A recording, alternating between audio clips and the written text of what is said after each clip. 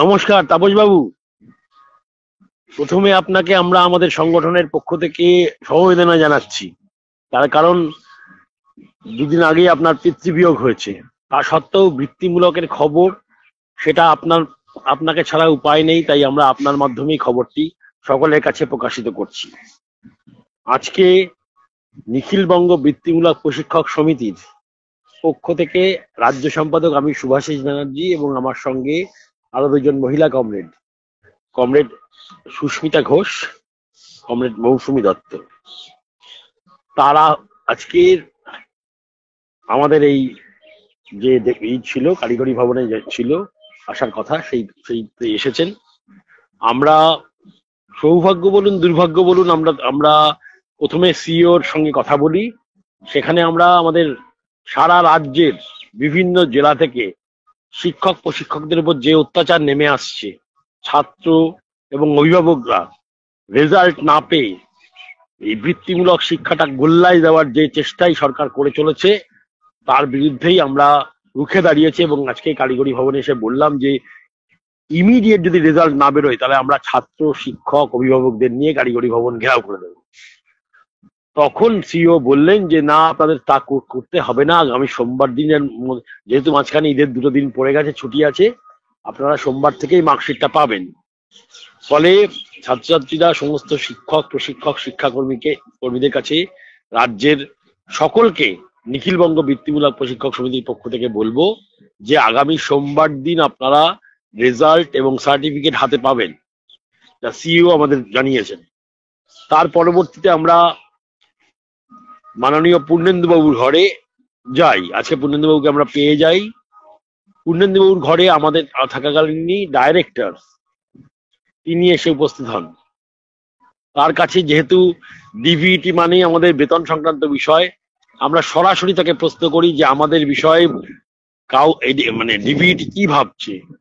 উনি তখন বললেন আমরা আমাদের কাজ করে যাচ্ছি, নীতিগত যে সিদ্ধান্ত সেটা তো সরকার নেয়, মানে মন্ত্রী নেয়, এবং অন্যান্য বিষয় সেই বিষয়গুলো আন্ডার প্রসেস আছে, আর আপনারা তো পূর্ণেন্দুবাবুর কাছে এসছেনই, কথা বলুন। ফলে আমরা তার পরবর্তীতে পূর্ণেন্দুবাবুর সঙ্গে কথা বলি। পূর্ণেন্দুবাবু পরিষ্কার জানায় যে একটু সময় লাগবে। তার কারণ ওনার কথা একেবারেই রাজনৈতিক। উনি বলছেন ঢাকের কাঠি যত জোরে বাজবে তত নাকি আপনাদের কাজটা দ্রুত হবে। অর্থাৎ অর্থাৎ আমরা যেটা বুঝলাম যে নির্বাচনকে সামনে রেখেই এই সরকারটা চলে। ফলে আমার আপনার যে প্রাপ্য, সেই প্রাপ্য পেতে এদের ইচ্ছার উপর নির্ভর করতে হবে আমাদের, যা আমাদের দীর্ঘদিন ধরে যে বঞ্চনা, যার কথা আমরা বারবার করে বলছি। জানি না সরকার কেন এত উদাসীন। তবু আমরা ওনার সঙ্গে দেখা করলাম, কথা বললাম, ওনাকে বললাম যে এভাবে চলতে পারে না। এভাবে চললে শিক্ষক প্রশিক্ষকরা প্রতিদিন আপনারা দেখছেন যে চিকিৎসার অভাবে, এই যে গতকাল মারা গেছে তন্ময় খাটুয়া, একেবারে বলতে পারেন বিনা চিকিৎসায় না হলেও আমরা খানিকটা সহযোগিতা করেছিলাম, কিন্তু আমাদের তো সীমিত ক্ষমতা, আমাদের সহযোগিতায় কি হবে? এই কটা বছর তাকে বাঁচাতে পারলাম, কিন্তু বাকি শিক্ষকদের অবস্থা কিন্তু একই রকম। ফলে সেটাও মনে করিয়ে দিলাম। তার পরবর্তীতে আমরা এলাম ডাইরেক্টর এবং মানে অ্যাডিশনাল ডাইরেক্টরের কাছে, তাদের কাছে অন্যান্য কাজকর্মগুলো সারলাম। সেটা আমরা কারিগরি ভবন থেকে যা বুঝলাম যে ঐক্যবদ্ধ লড়াই ছাড়া আর কিন্তু আমাদেরকে কোনোভাবেই আর বাঁচার কোনো রাস্তা নেই। ফলে আমরা সকলকে বলছি, নিখিলবঙ্গ বৃত্তিমূলক প্রশিক্ষক সমিতি হয়তো বিড়ালের গলায় ঘন্টা বাজছে, কিন্তু আমরা সকলকে আহ্বান করছি যে আর ঘরে থাকবেন না। যদি আপনারা সকলে ঐক্যবদ্ধ হয়ে একটা বৃহত্তর আন্দোলন তৈরি করতে না পারেন, তাহলে কিন্তু আমাদের সমস্ত কিছু পাওয়া প্রতিদিন দেরি হবে। এটা কিন্তু আজকে আমরা পরিষ্কার হয়েছি। ফলে এই দেরিটা যাতে না হয়, যাতে দ্রুত আমাদের কাজটা করে নেওয়া যায়, তার জন্যই আমাদের সকলকে ঐক্যবদ্ধ হতে হবে। এটা আমরা বুঝলাম। নিখিলবঙ্গ বৃত্তিমূলক প্রশিক্ষক সমিতির পক্ষ থেকে আমি সকলকে আজকে আহ্বান করেছিলাম, যে বিভিন্ন কারণে আমাদের নেতৃত্বরা সকলে আসতে পারেননি। ফলে আমাদের জেলার যে দুজন শিক্ষিকা এসছেন, তোমার নাম সুস্মিতা ঘোষ আর মৌসুমী দাস, তারা আমার সঙ্গে ছিলেন এবং তারা একেবারে মানে সুস্মিতার সঙ্গে একটু কথা বলুন। আমরা আজকে ভোকেশনালের জন্য সুবিধার্থে কারিগরি ভবনে এসছিলাম। আমরা আমাদের যে আধিকারিকরা ছিলেন তার প্রত্যেকের সঙ্গেই আমাদের আজকে দেখা করার সুযোগটা হয়েছে।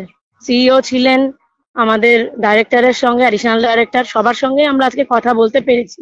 এই রেজাল্টের যে চূড়ান্ত অব্যবস্থা এবং এই অ্যাডমিশনের মুখে রেজাল্টের এরকম একটা অব্যবস্থা যে আগামী সেশনে ভর্তির জন্য একটা বড় মানে ক্ষতি হচ্ছে ভোকেশনাল দপ্তরে, সেটার আমরা বারবারই জানিয়েছি। ওনারা নিজেরাও বেশ কিছুটা লজ্জিত, কিছু বলার নেই, এরকম একটা ঘটনা চলছে। যাই হোক, আমাদের আশ্বাস দিচ্ছেন ওনার, এখনো এই ঈদের যে ছুটি 6, 7, 8 তার মধ্যেই হয়তো পুরো প্রসিডিওরটা রেডি হয়ে হয়তো সোমবারের মধ্যে ছাত্রদের হাতে আমরা রেজাল্টটা তুলে দিতে পারবো, সেরকমই একটা আশ্বাস দিয়েছেন। এই সমস্ত কিছুই ছিল। বিভিন্ন আমাদের যে মানে বেনিফিট গুলো রয়েছে, যারা রিটায়ার্ড করেছেন এর মধ্যে তাদের সমস্ত বিষয় নিয়ে কথা হয়েছে। যে পেন্ডিং কেসগুলো রয়েছে সেগুলো নিয়েও আলোচনা হয়েছে। সেগুলো খুব তাড়াতাড়ি আশা করছি ওনারা যে আশ্বাস দিলেন তাতে মিটে যাবে। আর যে আমাদের শিক্ষকদের যে ভাতা বৃদ্ধি, এটার প্রশ্নে আমরা বিশেষত জোর দিয়েছিলাম আমাদের যে চেয়ারম্যান তার কাছেই, তার সঙ্গে দীর্ঘক্ষণ আমাদের কথাবার্তা হয়েছে। তবে এই মুহূর্তে উনি কোনো আশার বাণী এই মুহূর্তে না শোনালেও এটুকু বলেছেন যে 26-এর বিধানসভা নির্বাচনের আগে কিছু সুফল হয়তো আমরা পেতে পারি, এবং সেই দিকেই কিছুটা ইঙ্গিত করেছেন। পরিষ্কার করে কিছু না বললেও ইঙ্গিতটা সেরকমই ছিল। এই পর্যন্তই আমাদের কথা হয়েছে আজকে। শুনলেন তাপস বাবু? ফলে আমরা পরিষ্কার করে সকলকে বলবো যে কেন 26 অব্দি আমরা যাব। আমাদের তো যে ন্যায্য দাবি আমাদের তো ন্যায্য দাবি, সেই দাবিকে যদি আদায় করতে হয় তাহলে সকলকে ঐক্যবদ্ধ হয়ে খুব দ্রুত এই লড়াইতে যেতে হবে। ফলে এটা যদি আমরা না করি তাহলে কিন্তু আমাদের দেরি হবে, এবং আগামীতে আদৌ হবে কিনা এটাও কিন্তু প্রশ্নচিহ্নের মুখে চলে আসছে। ফলে আমি আপনাদের সকলকে বলবো, শুধু সংগ্রামী মঞ্চ নয়, রাজ্যের বিভিন্ন প্রান্তে আমরা যে কল দিয়েছি সেই কলটাকে আর সকলের কাছে আমরা দিয়ে যেতে চাই যে সকলে মিলে সিদ্ধান্ত নিন, আমরা এক জায়গায় আসি, সবাই এসে একটা বৃহত্তর লড়াইতে যাই। তাহলে কিন্তু আমাদের যা চাহিদা সেটা খুব দ্রুত আমরা আদায় করতে পারবো বলে আমরা মনে করছি। ধন্যবাদ।